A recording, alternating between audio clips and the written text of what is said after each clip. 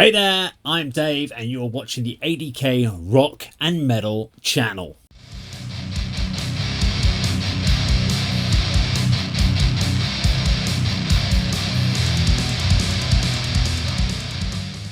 Okay, so welcome to the channel.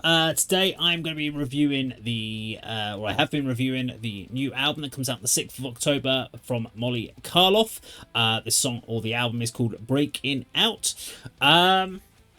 So yeah, it's come to me as I'm the hard rock guy on the channel. So if it's a hard rock album, I'm reviewing it. So I wasn't really sure what to expect. I hadn't come across this band before. Hadn't heard the name. I mean, it's a very distinctive name. I'm not sure if it's a very catchy name. I don't know if it's got any particular meaning behind the two names. The Molly and the Karloff. So Karloff maybe because of horror. I'm guessing Molly, sweet and innocent. So maybe it's kind of that element of the two type, the kind of the yin and the yang equivalents of horror and sweetness. Maybe that's the idea behind it. So I don't really know, but what I'm going to do is I'm going to take you through track by track my kind of thoughts and impressions of the album and songs, and at the end I will give you our final score breakdown as we do for this particular channel. So the first song on the album is called You Don't Know My Name. I mean, this is Slea's rock riff. It's a little bit over exaggerated vocals, which aren't bad, but they do catch you off guard when you first hear it. It's not quite what you're expecting. But once you get used to it, they're fine, and they don't appear a lot. It's just a little bit over-exaggerated on this first track. They kind of reminded me of the singer of a band called, or of the Blind era of a band called Corrosion of Conformity, not the current one with Pepper Keenan, but a guy called Karl Agel, or Agel. He was very, like, if you listen to the song Dance of the Dead off that Blind era of Corrosion of Conformity, it's very similar vocally to this. There were some really nice vocal harmonies over the chorus. Nice hook, and it's a catchy it's a really good catchy track. It does get your head nodding, it gets you moving about a bit. Overall, a really nice tight production. I particularly liked that during the solo that they left it just being bass and drums, and a lot of bands that maybe are only a three-piece, they tend to put an extra guitar track, which unfortunately I don't really like, because if you haven't got two guitarists you can't really do that, and then what happens live is it doesn't sound right live. So it's great that they've recorded exactly what you're going to hear live on the album. Maybe, I don't know, unless there's got multiple harmonies, but the harmonies work, so hopefully someone else in the band is able to do the backing harmonies. But I liked that. I liked the fact that they didn't try to overcomplicate the layering. Second track on the album is called Into the Night. Galloping riff, almost a Queen of the Stone Age vibe to the track, I would say. This one, the mix was a little bit muddy on this. Overall, though, it's a nice track. It's got a hooky chorus, kind of works, not quite as hooky as the previous one, but it did keep kind of make me kind of hum along with it after the first run through. The only distraction I found on this track was that the cymbal sound on this particular track feels like they've been squashed and compressed and then re-excited open again, and it doesn't sound very natural. And I heard that a couple of times throughout this album on the EQing of it. So I'm not quite sure what happened. It just kind of made the cymbals on certain tracks sound very tinny in the mix. But yeah, a little bit off-putting, but overall good solid track. Third track on the album, Higher Than the Sun. Really like this track. Chuggy, groovy riffs, very nice, tight rhythm sections. Really pull this track through.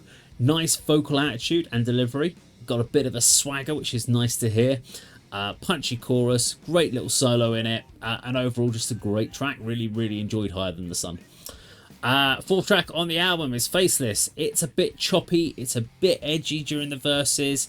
It's trying a bit hard to be different from the rest of the album or the previous tracks, and in that regard it does do a good job in being different, but as far as being an engaging track, it's a little bit more of a question mark for me. The chorus had a nice hook to it, but the main riff kept causing me to be distracted. It just never let you settle into a kind of nice groove. It wanted to be a little bit more edgy, and it does that, but it didn't work for me as a track overall. Track 5 is Cult of Personality, and no, I'm not talking about the Living Colour classic. I did think, well, maybe they've thrown a cover onto the album, but of course as soon as I heard it, it was definitely not the Cult of Personality by Living Colour. Saying that, there is a very catchy track here. Although it does definitely owe some of its DNA to Marilyn Manson and Beautiful People, and if you're not sure, and if there's any denial to that, I would definitely put the two tracks side by side. There's even some song structuring that's very similar. There's the same vibe, the sort of vibe going on there. It's much less industrial. It's more of a hard rock style to it, but it's definitely there. It's a fun track. It gets you bopping along. I'm okay with them playing homage to bands that have influenced them over the years, and dipping into some of the influences. That's quite okay to do, as long as people recognise it, and don't try and deny that there's probably some borrowed DNA in there. But good track, yeah, I enjoyed it. Breaking Out, which is the title track of the album, starts out strong, but it goes off into a kind of tom guitar vocal verse section throughout the track, and for me that just didn't work for me. It was an okay track, but compared to what I've heard previously on the album, this was the weakest track I'd heard, which is strange because it was the title track. It was the first song where, when it finished, I couldn't actually remember how the chorus went. On all the other ones, as soon as the song finished, I could still remember the chorus. So I don't know what it was about Breaking Out. It didn't quite work for me.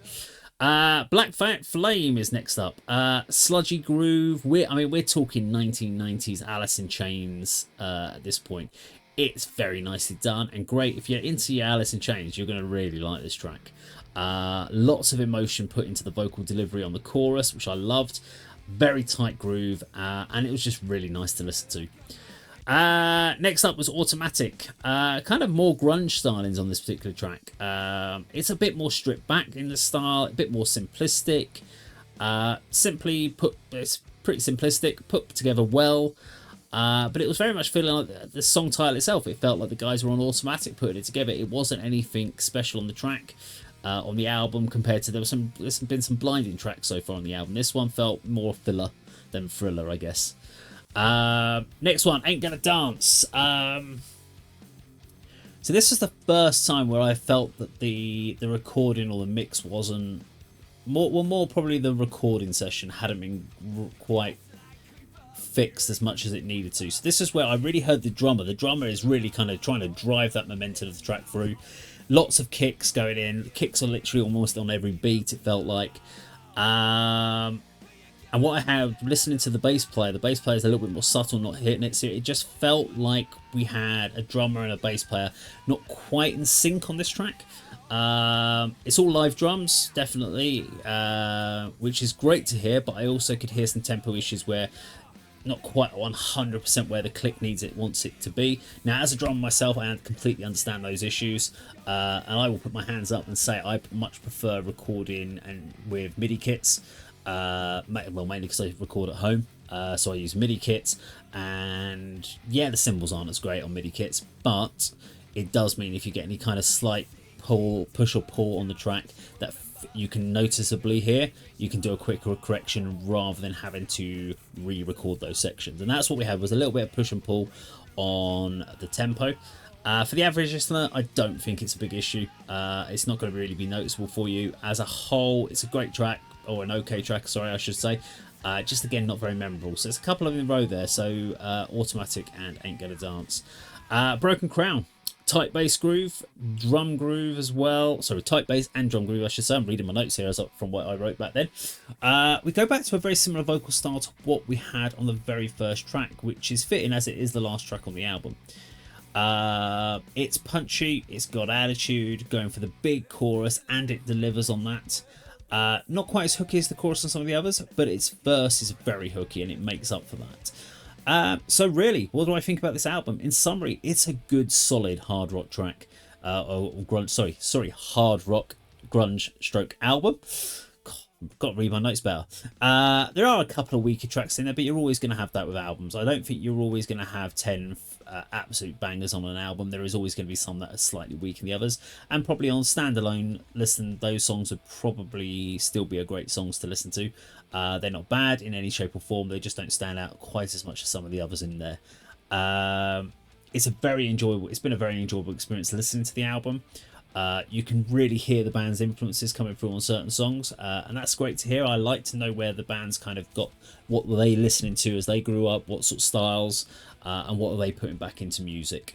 So it's nice to sort of experience that. Now, scoring, we have a 4 category scoring, so we either have it as a Binet, if it's a bad album. Trade it if it's probably an okay album, but just not something you would ever listen to on this album personally.